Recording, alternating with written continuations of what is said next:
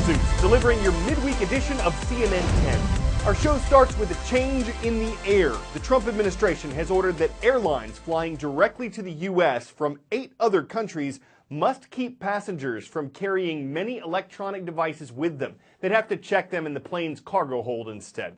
The countries affected: Egypt, Jordan, Kuwait, Morocco, Qatar, Saudi Arabia, Turkey, and the United Arab Emirates. The devices affected: basically anything bigger than a smartphone. Laptops, cameras, tablets, DVD players, gaming systems. They'd have to be part of the passenger's checked luggage. Medical devices are still allowed. The reason for the ban: concerns about terrorism. The Trump administration says it believes part of the Al-Qaeda terrorist group is close to being able to hide certain explosives in electronic devices, and that they'd use them to target airplanes. The restrictions do not apply to flight crews. The consequences: if the airports don't comply with the order within 96 hours, their planes will not be allowed to fly to the United States. The possible side effects: long security lines and flight delays, which occurred when similar restrictions were made in the past. American officials say the rules won't affect U.S. airlines because they don't fly directly to America from the 10 international airports in the named countries. After the restrictions were announced, the United Kingdom followed with its similar rules, though there are some differences in the countries included in the British restrictions. Changes have also been made to the American Health Care Act, a Republican plan to repeal and replace the Affordable Care Act, also known as Obamacare. Both the Obama law and the Republican plan to replace it are controversial. And though Republicans control both chambers of Congress, some of them have said they're opposed to the House plan. So amendments to the proposal were announced Monday night in the hopes that more House Republicans will vote to pass it. One change would immediately prevent states from expanding Medicaid, a health insurance program for people with low incomes. Another would allow states to require people who get Medicaid to work if they're able to. And a third change would make it easier for people to get their taxes reduced if they have a lot of medical expenses, though the limit for those tax breaks would be lower than it is under Obamacare. The plan would also immediately eliminate the Obama law's taxes on higher income Americans, insurance companies, and prescription drug makers. We're going to negotiate, and it's going to go to the Senate and back and forth. The end result is going to be wonderful, and it's going to work great. President Trump ramping up pressure on House Republicans ahead of Thursday's vote on the American Health Care Act. Thursday is our chance to end Obamacare and the Obamacare catastrophe. The GOP revealing last-minute tweaks to the bill overnight, hoping to appease both conservative and moderate Republicans who are on the fence to get the 216 votes needed for the bill to pass. It's still unclear whether the revisions to the bill will sway enough Republicans to ensure it will pass on Thursday. During Monday's closed-door meeting, the White House arguing to conservative lawmakers that the time for negotiation on the bill is over.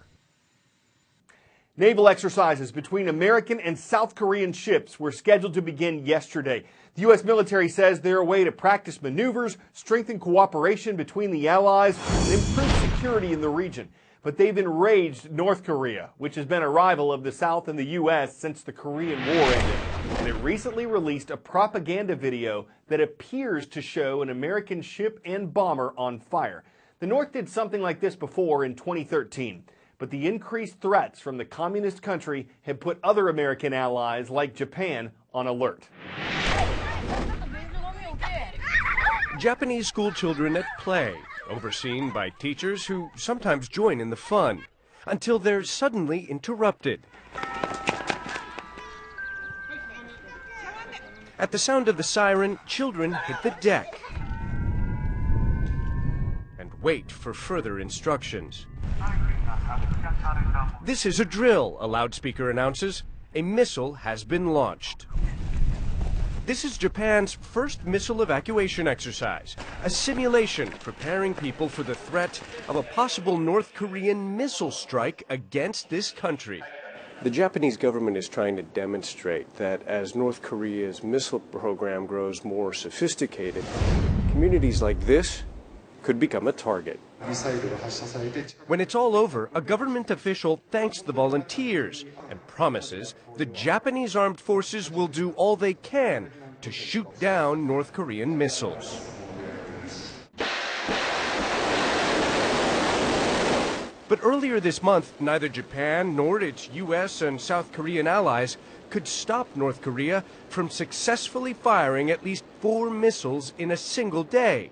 3 of them landed in the sea less than 200 nautical miles from this small coastal town. In this sleepy fishing port, locals are waking up to a growing threat. It's scary, says this fisherman, who's just hauled in freshly caught octopus. You never know what the North Koreans might do next. For some here, the missile exercise brings back painful memories. During World War II, we performed evacuation drills, 89-year-old Renosuke Ishigaki tells me. We put on gas masks and dug tunnels to hide in, and in the future, we might have to do that again. The principal of the main elementary school here says his students need to be prepared for a man-made disaster.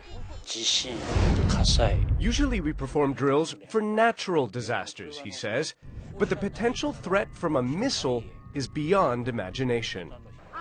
In addition to its fresh air and seafood, this remote corner of Japan is famous for Namahage, a fairy tale monster that kept kids awake at night.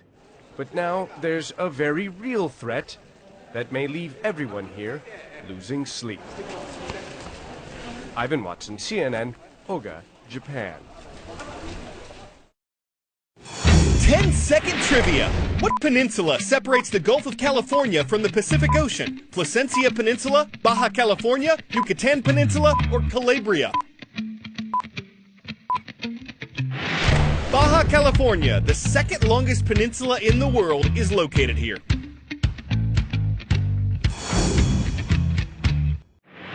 The peninsula, which borders the U.S., is part of Mexico, and it's home to 2 Mexican states, Baja California and Baja California Sur. And it's home to hundreds of thousands who live in poverty.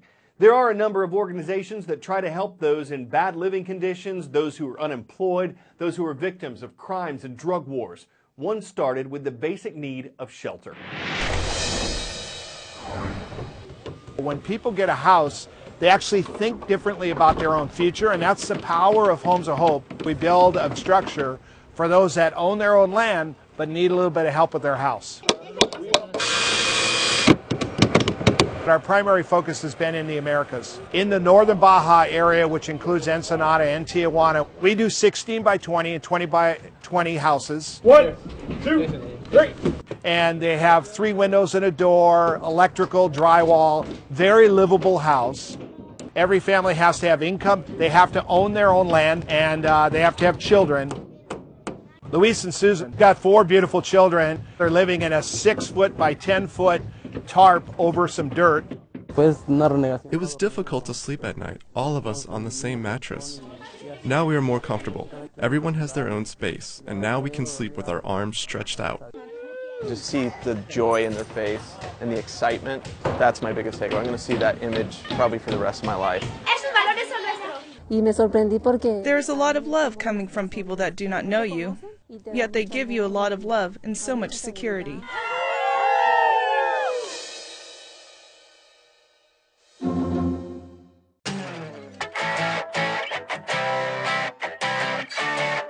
At some point, many people get to interact with a robot, or maybe have one vacuum their floor.